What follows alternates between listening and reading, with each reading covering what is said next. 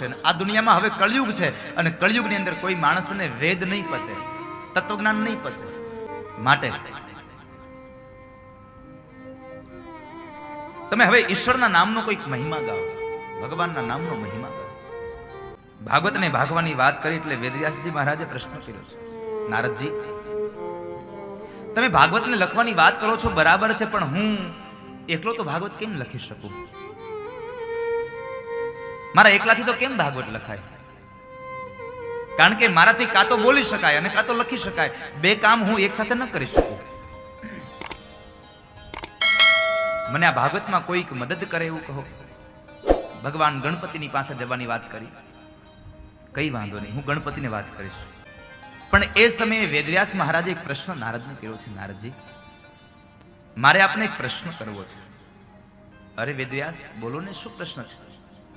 નારદજી મેં આટલા વેદનો વિસ્તાર કર્યો, આટલા પુરાણોની રચના કરી, આટલા ગ્રંથોની રચના કરી, છતાં પણ હું ભગવાનનો પ્રિય કેમ નહીં બન્યો હોય? તમે ભગવાનના પ્રિય બની ગયા, દેવર્ષિ નારદનું બિરુદ મળ્યું, આની પાછળનું મૂળ કારણ શું? આની પાછળનું મૂળ કારણ શું? નારદ કહે છે, અરે વેદવ્યાસ હું દેવર્ષિ નારદ બન્યો ને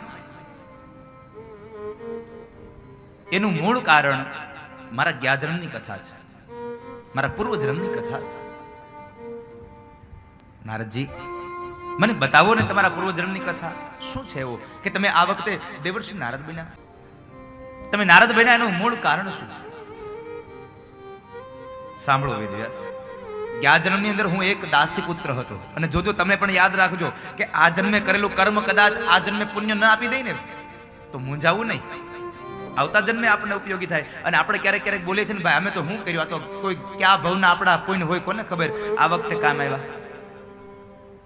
આ જન્મમાં પુણ્ય કરતા જાજો જેથી કરી આવનારા સમયમાં તમને કામ આવે.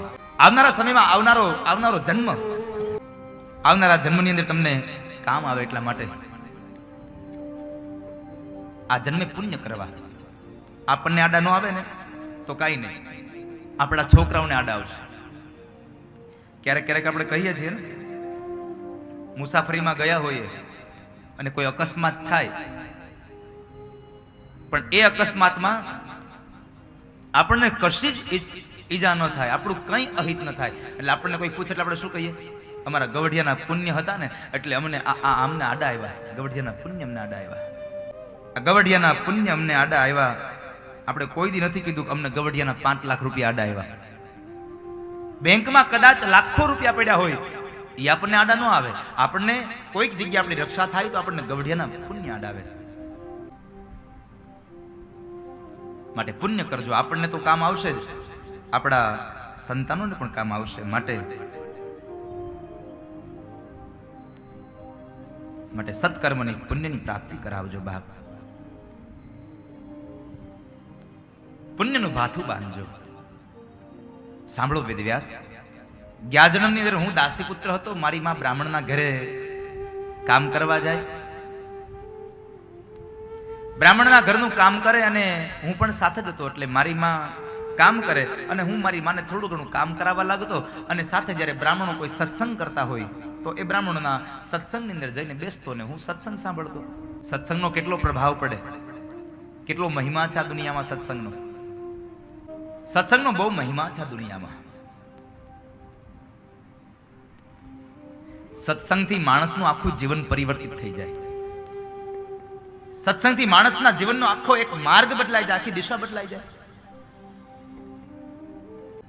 આખી દિશા એની આખી દિશાનો આમ ચહેરો ફરી જાય. સાહેબ હું તમને ગઈ કથાની જ વાત કરું અને સત્ય ઘટનાઓ કે સત્સંગનો કેટલો લાભ, આ કથાનો કેટલો ફાયદો થાય. એક યુવાન પતિ પત્ની હતા. આ 3 ભાઈઓ, ત્રણેય અલગ અલગ રહી. એના મા બાપે 3 ભાઈઓથી અલગ રહી. એ પરિવાર 3 ભાઈઓ અલગ રહી, એના મા બાપ અલગ રહી. પણ કથા સાંભળીને સૌથી નાનો ભાઈ, એને એટલું આમ કથાનું લાગી આવ્યું.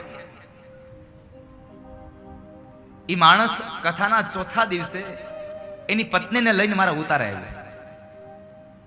દાદા બોલો ને ભાઈ. અમે 3 ભાઈઓ છીએ. એમાં હું સૌથી વધારે કમાઉં છું, સૌથી નાનો છું, પણ મને ભગવાને ખૂબ સંપદા આપી છે. મારે કામ ખૂબ સારું થાય છે. હું મહિને સરસ મજાનું કમાઈ લઉં છું. તો મેં કીધું તો પછી શું વાંધો છે, તું કમાઈ લે છો તો મને બીજો કાંઈ વાંધો નથી. પણ એ માણસ એમ કહે છે કે દાદા મારા 2 મોટા ભાઈઓ છે ને એની પરિસ્થિતિ બહુ ખરાબ છે. મારા મોટા ભાઈ છે એને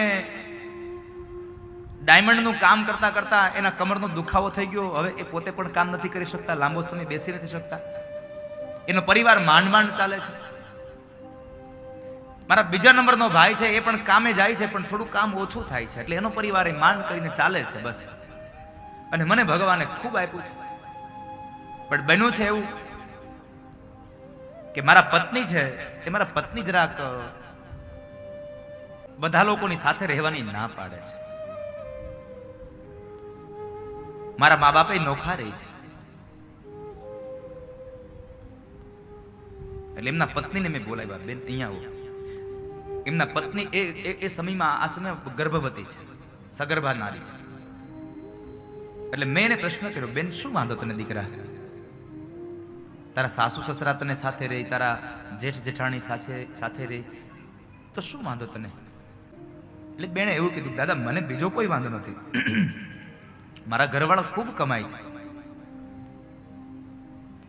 પણ સ્વભાવથી માણસો નથી મેચ થતા, એટલા માટે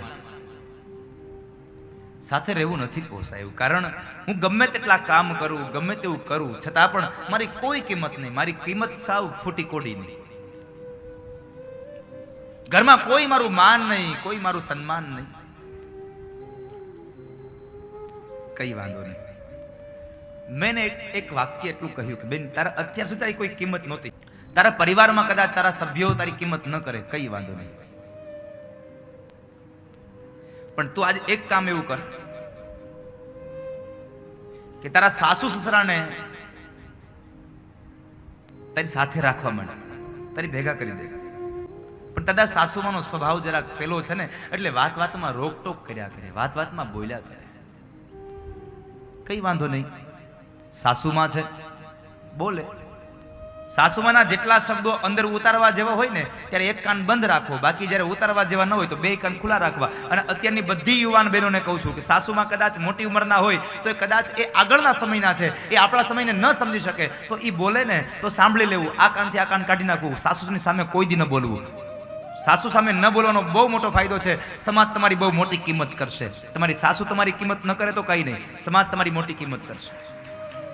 કારણ કે પહેલાના રૂઢિ પ્રમાણેના માણસો હોય તો છરાક એ આપણા સમયને ન સ્વીકારી શકે, એક્સેપ્ટ ન કરી શકે, તો કોઈ ચિંતા ન કરવી. પણ સાસુની સાથે ન બોલવું કોઈ દિવસ, એની સામે બોલવું નહીં. પણ આપણે થાય છે એવું, હાહુની સામે બોલવાનું બંધ નથી કરતા, આપણે હાહુની હારે બોલવાનું બંધ કરી દઈએ છીએ. કામ પૂરતું જ વાત કરીએ. તમે એટલી એની સેવા કરો, એટલા એને અનુરૂપ થઈને રહો કે સાસુ તમારી બહાર જાય ને, કે તમે 2-5 દિવસ તમારા પિયરમાં મળવા જાવ ને તો સાસુ તમને ફોન કરવી જોઈએ, દીકરી તું આવતી રહે, અહીંયા મને ગમતું જ નથી અહીંયા તારા વગરનું. આવું જીવન તમારું હશે ને તો સમાજ તમારી નોંધ લેશે સાહેબ. પણ થાય છે એવું, મને સાસુથી કહેવાય જ કેમ? અત્યારના આપણા ભણેલા ગણેલા બધી યુવાન દીકરીઓ થઈ ગઈ ને, એટલે એ સહન ન કરી શકે, મને કહેવાય જ કેમ? અરે સાસુ છે, બોલી જાય તો બોલી જાય, 2 આ કાનથી આ કાન.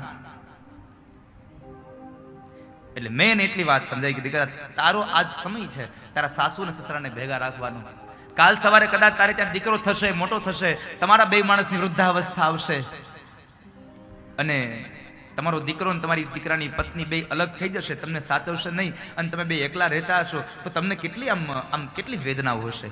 દાદા સાચી વાત છે. તો મેં કીધું આ તમારા મા બાપને વેદના નહીં હોય? અને એ જ સમયે દીકરીની આંખમાંથી અશ્રુ પડ્યા, મારા ઉતાર્યો.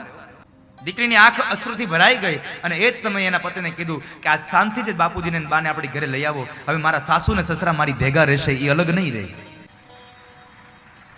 આ કથા આખો માણસનું જીવન પરિવર્તિત કરી દે. અને એને આ છેલ્લા દિવસે સ્ટેજ ઉપર આવીને વિચાર કરો, લાખો માણસોની મેદનીમાં સ્ત્રીએ સ્વીકાર લીધું કે અત્યાર સુધી મને નહોતું સમજાયું, પણ હવે મને સમજાયું કે સાસુ ને સસરા ભેગા હશે તો કેટલો ફાયદો થશે. બાળકોને રમાડતા હશે, બાળકોની સાર સંભાળ કરતા હશે. માટે સાસુ ને સસરાને ભેગા રાખજો. અત્યારે મારે આંગળી ઊંચી નથી કરાવી, પણ જેટલા બહેનોના સાસુ સસરા જુદા રહે છે ને એને ભેગા લઈ આવજો હવે. અને તમે તમારા સાસુ સસરાને ભેગા નહીં રાખો ને તો યાદ રાખજો, તમારી દીકરાની વહુ એમ જ કહે છે મારા હાહુ મારી ભેગી નહીં, તમે અલગ થાઓ.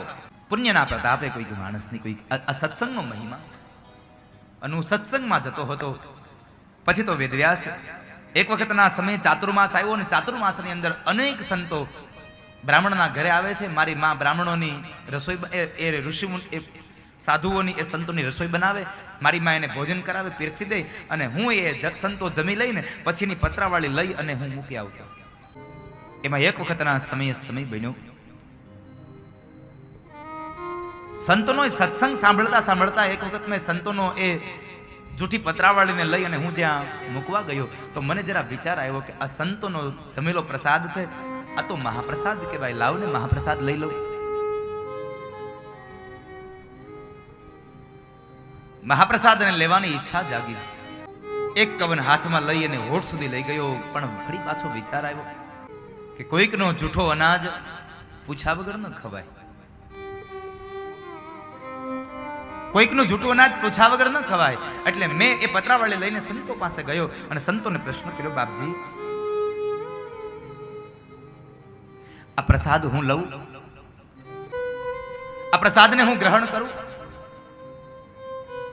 સંતોએ ખબર નહીં કેમ હા પાડી. એટલે સંતોએ મને પ્રસાદ લેવાની હા પાડીને હા પાડતાની સાથે જ મેં પ્રસાદને જાય એક કવન મારા ઉદરમાં પધરાવ્યો ને તો મારા પેટમાં જતાની સાથે મારા ભવના પાપ બળીને ભસ્મ થયા હોય ને આવી અનુભૂતિ મને થવા લાગી છે. મેં ગઈકાલે વાત કરી હતી મહાપ્રસાદની.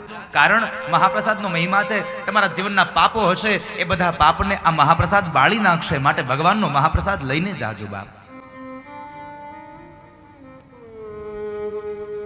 પુણ્યશાળી બનાવજો.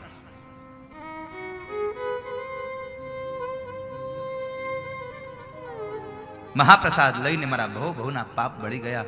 ધીમે ધીમે સમય વ્યતીત થયો અને એમાં બરાબર ચાતુર્માસનો સમય સંપન્ન થયો અને જ્યાં સંતો વિદાય લે છે તો મેં સંતોને કહ્યું, પ્રભુ મહારાજ મને સાથે લેતા જાવ ને.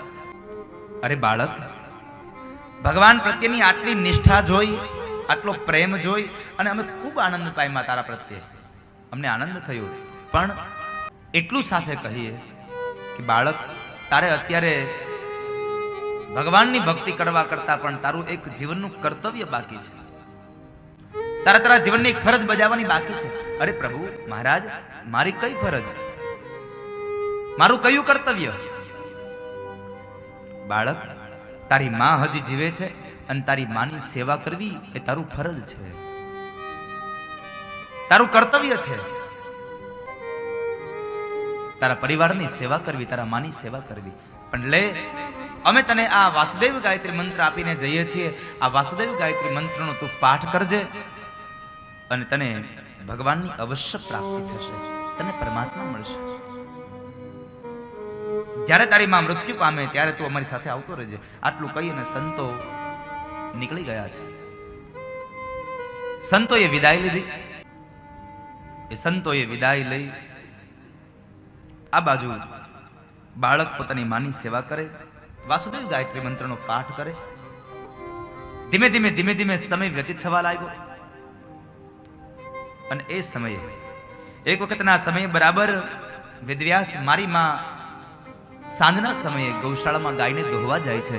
અને જ્યાં ગાયોને દોહવા ગઈને તો મારી માના પગની અંદર એક સર્પ આવ્યો. સર્પની ઉપર પગ પડ્યો અને એ સર્પે મારી મને ડંખ આપ્યો. મારી માં મૃત્યુ પામી છે. માં મૃત્યુ પામીના વાત સાંભળી આંખમાંથી અશ્રુની ધારા વહી. દુઃખ લાગ્યું કે માં મરી ગઈ, પણ એક બાજુ એક વાતનો આનંદ હતો કે આજ મારું કર્તવ્ય સંપન્ન થયું. હવે મને ભગવાનની ભક્તિમાં કોઈ નહીં રોકી શકે. હવે હું ભગવાનની ભક્તિ કરી શકીશ. માની ઉત્તર ક્રિયાઓ કરાવી, માનું ક્રિયાકર્મ કરાવી અને અંતે હું હવે ઘરને છોડી અને તીર્થક્ષેત્રમાં જંગલમાં જઈ અને મેં ભગવાનનું આરાધન કર્યું, ભગવાનનું આરાધન કર્યું, જપ કર્યા, તપ કર્યા, અને એને લઈ ભગવાને મને હૃદયસ્થ દર્શન આપ્યા. પણ થોડીક વાર થઈ તો એ રૂપ અંતર ધ્યાન થયું, હું આકુળ વ્યાકુળ થયો, રડવા લાગ્યો. એટલે આકાશવાણી થઈ કે બાળક તું રડે છે, પણ તને આ વખતે મેં હૃદયસ્થ દર્શન આપ્યા, પણ હવે પછીનો જન્મ થશે ને ત્યારે તને મારા સદેહે દર્શન થશે. એટલે પછી તો બસ એક જ ઈચ્છા જાગી, ક્યારે મરવું ને ક્યારે મળવું, ક્યારે મરવું ને ક્યારે મળવું, એક જ માત્ર ઈચ્છા જાગે. એમાં ધીમે ધીમે સમય વ્યતીત થવા લાગ્યો અને બ્રહ્માજીનો દિવસ સમય પૂર્ણ થયો અને રાત્રિના સમય જ્યારે શ્વાસ પાછા ખેંચાયા ત્યારે આખું જગત એમાં સમાયું, હું પણ એમાં સમાઈ ગયો. અને વળી પાછા સમયાંતરે બ્રહ્માજીએ જ્યારે આ જગતનું નિર્માણ કરે છે ત્યારે બ્રહ્માના માનસ પુત્ર તરીકે હું પ્રગટ થયો, જન્મ પામ્યો. દેવતાઓએ મને 7 સુરની વીણા આપી અને એ વીણાની અંદર હું નારાયણ નારાયણ નારાયણ નામનો ઉદ્ગાર કરતા લાગ્યો અને હું દેવતાઓનો પ્યારો બન્યો અને મને બિરુદ મળ્યું દેવર્ષિ નારદ. સત્સંગનો મહિમા હશે, આવનારો જન્મ પણ તમારો સુધરી જશે, ભગવાનના પ્રિય બની જશો તમે. આવનારો સમય ખૂબ પવિત્ર હશે, આવનારો સમય તમારો મંગલ હશે, આવનારો જન્મ તમારો મંગલ બની જશે. આ કથાને સાંભળી અને વેદવ્યાસ અતિશય આનંદ પામ્યા. અંતે દેવર્ષિ નારદે ચતુશ્લોકી ભાગવત ભગવાન વેદવ્યાસને આપ્યું કે લ્યો વેદવ્યાસ, આ ચતુશ્લોકી ભાગવત, હવે તમે આ ભાગવતને તમે ભાખો. મૂળ 4 શ્લોકનું ભાગવત છે અને ભાગવતની મૂળ ઉદ્ગમ સ્થાન આદિનારાયણ છે.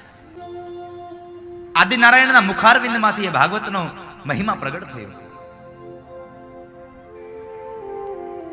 ચતુશ્લોકી ભાગવત ભગવાન નારાયણે બ્રહ્માને આપ્યું, બ્રહ્માએ સનત કુમારોને આપ્યું અને સનત કુમારોએ દેવર્ષિ નારદને આપ્યું, નારદે વેદવ્યાસને આપ્યું. એટલે વેદવ્યાસે 4 શ્લોકના 18,000 શ્લોક બનાવ્યા, મહાપુરાણ બનાવ્યા.